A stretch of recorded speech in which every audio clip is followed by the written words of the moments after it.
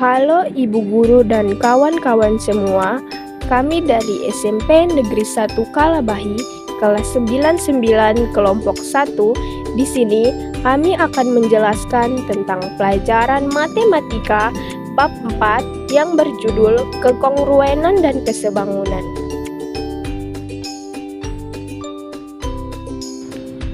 Tugas ini diberikan oleh Ibu Marsuti Suryaningsi, SPD.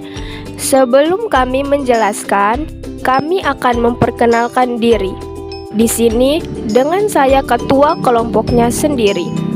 Nama saya Melisa Ahmad dan anggotanya adalah Andre Nasa Besituba, Bunga Lestari Belu, Dea Alvira Yuniarti Duru, Paula Stefani Sina, Valentino Karsal, Adi Jordin Doko, Mateos Trisutriadi Heriadi Bang, Ido Iandika Penlaana. Apa itu kekongruenan?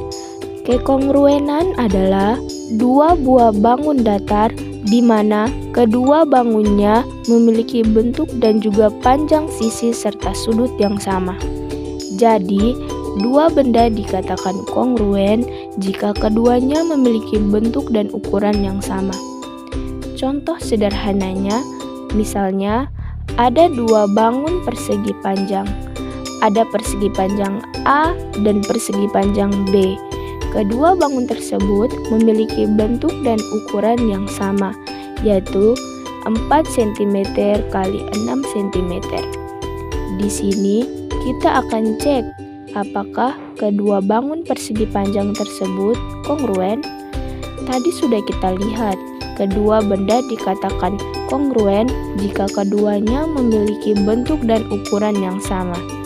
Nah, bentuk bangun A dan B sudah sama, yaitu persegi panjang dan ukurannya pun juga sudah sama, yaitu 4 cm x 6 cm. Berarti kedua bangun tersebut, bangun A dan bangun B kongruen karena mempunyai bentuk dan ukuran yang sama. Nah, simbol kongruen seperti ini. Jadi, kalau bangun A dan bangun B kongruen, kita bisa simbolkan seperti ini.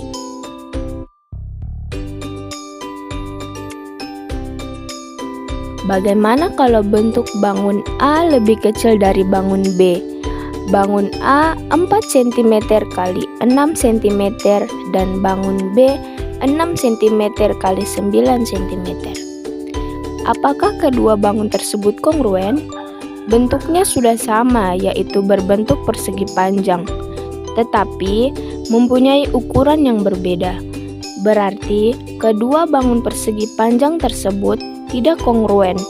Nah, simbol untuk tidak kongruen adalah seperti ini. Jadi, kalau bangun A tidak kongruen dengan bangun B, disimbolkan seperti ini. Syarat kekongruenan. Secara geometri, dua bangun dikatakan kongruen jika memenuhi dua syarat berikut, yaitu 1. Sisi yang bersesuaian sama panjang. 2. Sudut yang bersesuaian sama besar. Contohnya, ada dua trapesium A, B, C, D dan trapesium K, L, M, N. Kedua trapesium tersebut memiliki bentuk yang sama. Jika trapesium A, B, C, D diputar seperti trapesium K, L, M, N dan ukuran kedua trapesium tersebut juga pasti sama. Jadi, otomatis kedua trapesium tersebut kongruen karena bentuk dan ukurannya sama. Tetapi kita akan lihat lebih spesifik lagi syarat kongruennya. 1. Sisi yang bersesuaian sama panjang. Dari trapesium tersebut, mana sisi yang bersesuaian? Misalnya, sisi trapesium AB bersesuaian dengan sisi trapesium KL. Karena dilihat dari simbol yang ada pada setiap sisi pada trapesium tersebut, berarti panjangnya sama, sehingga AB bersesuaian dengan KL, BC bersesuaian dengan LM, CD bersesuaian dengan MN, dan terakhir sisi DA bersesuaian dengan NK. Sekarang sudut yang bersesuaian. 2. Sudut yang bersesuaian sama besar. Dari trapesium tersebut, mana sudut yang bersesuaian? Sudut yang bersesuaian adalah sudut A bersesuaian dengan sudut K, karena dilihat dari simbol yang ada pada tiap sudut trapesium tersebut. Simbolnya sudah sama, berarti besarnya juga sama. Jadi, sudut A bersesuaian dengan sudut K, sudut B bersesuaian dengan sudut L, sudut C bersesuaian dengan sudut M, dan sudut D bersesuaian dengan sudut N. Kita akan coba mengerjakan contoh soal pertama. Soalnya, tentukan bangun-bangun yang kongruen seperti yang sudah kita pelajari. Kalau kongruen bentuk dan ukurannya sama, di sini yang kongruen adalah A, D, dan M. Nah, berarti A kongruen dengan D dan kongruen dengan M. Di sini masih ada lagi L dengan I, jadi I dan L kongruen. Berarti cuma dua jawaban tersebut yang kongruen. Contoh soal kedua, manakah bela ketupat yang kongruen? Dari ketiga gambar tersebut, sudah jelas bela ketupat A dan C kongruen, karena ukuran sisinya sama, yaitu 5 cm. Sedangkan B beda, yaitu 5,5 cm. Tetapi itu baru sisinya. Kita perlu melihat besar sudut-sudut yang bersesuaian. Besar sudut total pada bidang datar persegi 4 adalah 360 derajat. Bela ketupat termasuk persegi 4. Berarti total sudutnya harus 360 derajat juga. Terus sudut-sudut yang berhadapan besarnya sama. Sekarang kita lihat bela ketupat A. Kalau sudut ini 50 derajat, maka sudut yang berhadapan dengan ini 50 derajat juga. Total sudah 100 derajat. Supaya bisa jadi 360 derajat, berarti sisanya 260 derajat. Karena besar sudut kiri dan kanan sama, tinggal kita bagi 2 saja. Menjadi 130 derajat. Maka besar semua sudut dari bela ketupat sudah kita temukan. Nah, sekarang kita ke bela ketupat C. Kalau ini 130 derajat, maka yang ini juga 130 derajat. Total sudah 260 derajat. Supaya bisa menjadi 360 derajat, berarti sisanya 100 derajat. Nah, besar sudut yang kiri dan kanan sama, tinggal 100 derajat dibagi 2. Jadi di kiri 50 derajat, di kanan 50 derajat juga. Berarti bela ketupat A dan C kongruen karena memiliki bentuk dan ukuran yang sama. Bagaimana dengan kekongruenan dua segitiga? Seperti yang sudah dijelaskan sebelumnya, syarat kekongruenan masih tetap sama, yaitu 1. Sisi yang bersesuaian sama panjang, dan 2. Sudut yang bersesuaian sama besar. Syarat kekongruenan ini berlaku untuk semua bangun termasuk segitiga. Contohnya, ada kedua bangun segitiga ABC dan KLM. Kita cuma mengecek sisi-sisi yang bersesuaian dan sudut-sudut yang bersesuaian. Jika kedua bangunan itu dikatakan sisi dan sudutnya bersama, berarti kedua bangunan itu kongruen. Kalau untuk kekongruenan dua segitiga, sebenarnya kita tidak perlu cek semua sisi dan sudut yang bersesuaian. Kita hanya perlu memenuhi salah satu dari 5 kondisi tersebut. Maka kedua segitiga tersebut kongruen. Yang pertama, kondisi pertama. Jika ketiga sisinya sama, kalau kita bisa pastikan ketiga sisinya sama panjang, berarti kedua segitiga itu kongruen.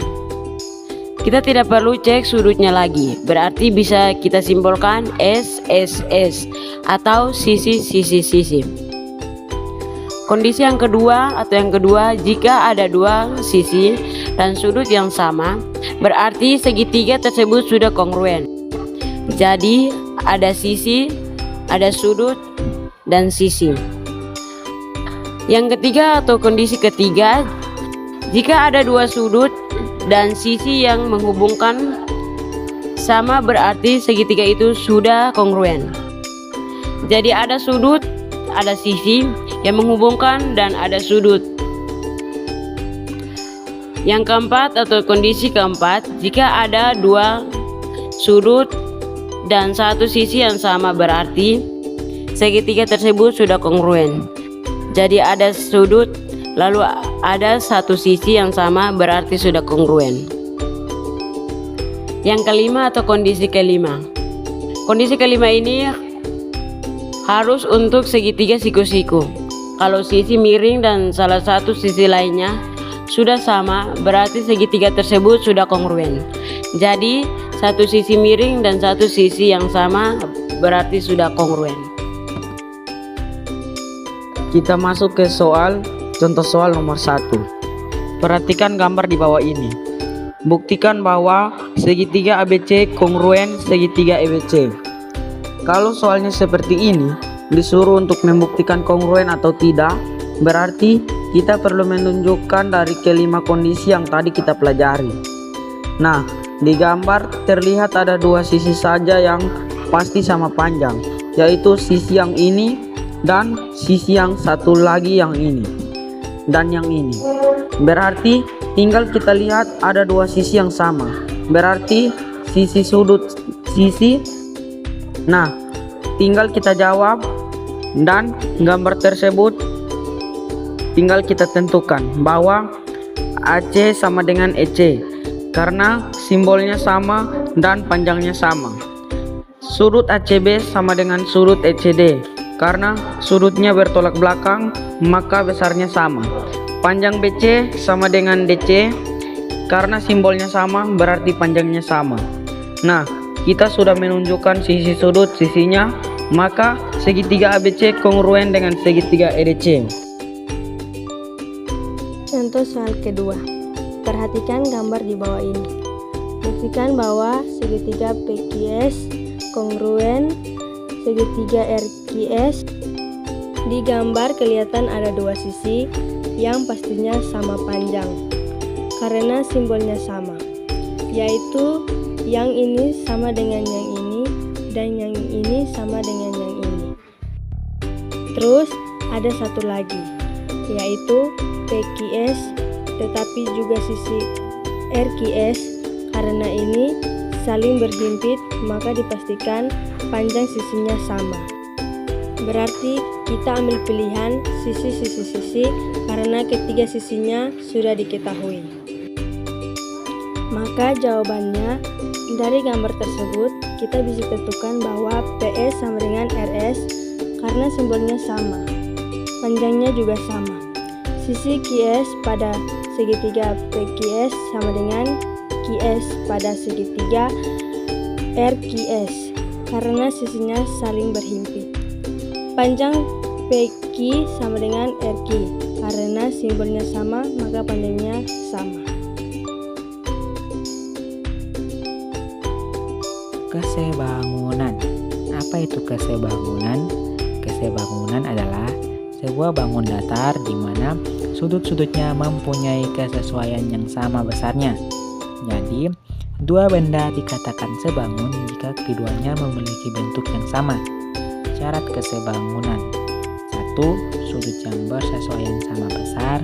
2. Perbandingan sisi yang bersesuaian senilai.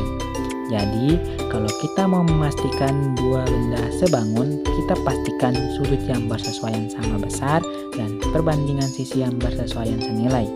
Contohnya, ada dua bangun persegi panjang, ada persegi panjang A dan persegi panjang B. persegi panjang A ukurannya 2 cm kali 3 cm, sedangkan yang B adalah 4 cm kali 6 cm. Nah, di sini kita akan cek apakah kedua bangun tersebut sebangun. Di sini kedua bangun tersebut bentuknya sudah sama, yaitu persegi panjang. Tapi kita akan cek lebih spesifik. Pertama, kita cek sudut-sudut yang bersesuaian. Semua sudutnya sudah pasti sudut siku-siku, berarti syarat pertama terpenuhi. Yang kedua, perbandingan sisinya yang bersesuaian harus sama, berarti perbandingan panjang dengan panjang apakah sama dengan perbandingan lebar dengan lebar. Panjang A sebanding dengan panjang B sama dengan 2 berbanding 4, disederhanakan 1 berbanding 2. Selanjutnya, lebar A sebanding dengan lebar B sama dengan 3 berbanding 6, disederhanakan 1 berbanding 2. Nah, karena perbandingannya sama, maka kedua bangun persegi panjang tersebut sebangun. Simbol untuk sebangun itu seperti ini. Jadi, kalau bangun persegi panjang A sebangun dengan bangun persegi panjang B, maka bisa disimbolkan seperti ini.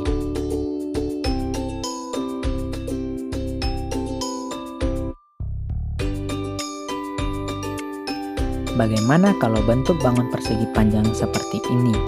Bangun A berukuran 2 cm kali 3 cm, sedangkan bangun B 3 cm kali 4 cm. Apakah kedua bangun persegi panjang tersebut sebangun? Sudutnya sudah pasti sama semua, yaitu sudut siku-siku. Kita langsung cek perbandingan sisi yang bersesuaian saja. Panjang A sebanding dengan panjang B sama dengan 2 berbanding 3. Sudah tidak bisa disederhanakan lagi. Maka kita lanjut, lebar A berbanding dengan lebar B sama dengan 3 berbanding 4. Ini juga tidak bisa disederhanakan lagi. Karena perbandingan kedua bangun tersebut berbeda, maka bangun persegi panjang A dan B tidak sebangun. Simbol untuk tidak sebangun adalah seperti ini. Jadi, kalau bangun A tidak sebangun dengan bangun B, bisa disimbolkan seperti ini.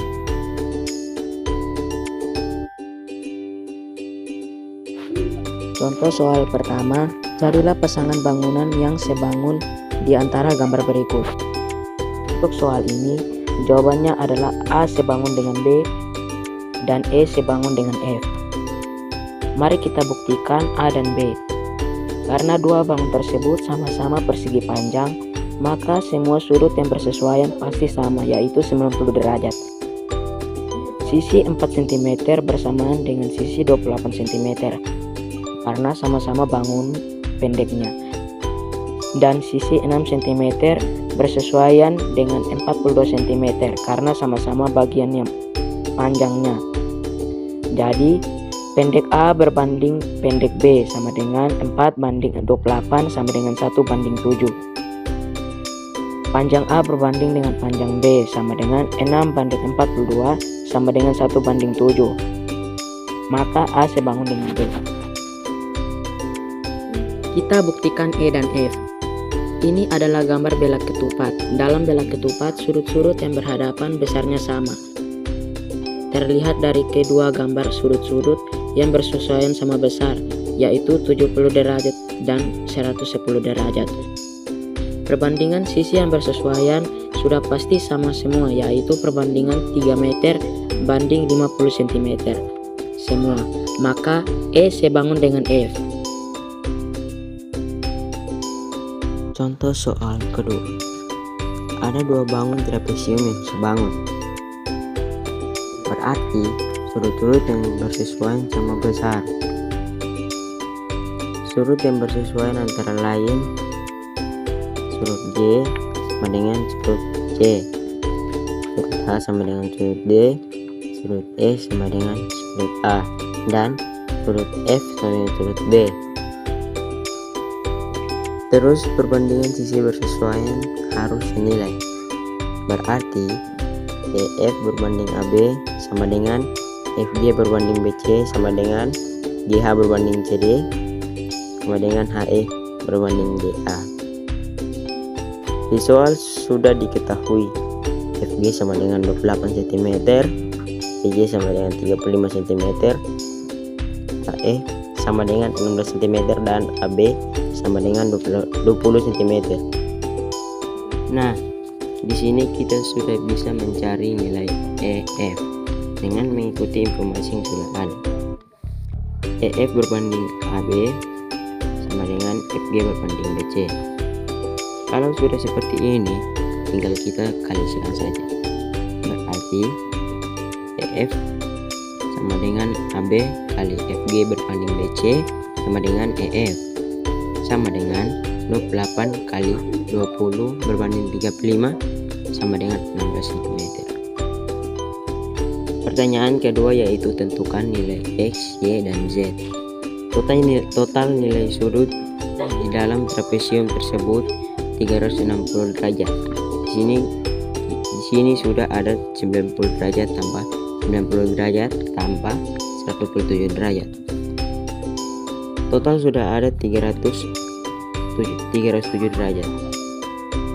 Supaya menjadi 360 derajat, maka X harusnya 53 derajat. X sama dengan 53 derajat. Sudut D sebanding dengan sudut A, berarti sudut D sama dengan 127 derajat. Berarti Y sama dengan 127 derajat. Sudut Y sebanding dengan sudut G, sudut C adalah Z, dan sudut G adalah X. Sudut X tadi sudah kita temukan yaitu 53 derajat. Berarti sudut Z adalah 53 derajat. 1, 2, 3. Terima kasih Ibu Guru dan kawan-kawan telah menonton video kami. Jangan lupa like, comment, and subscribe karena nilai kami tergantung like kalian. Oke, thank you.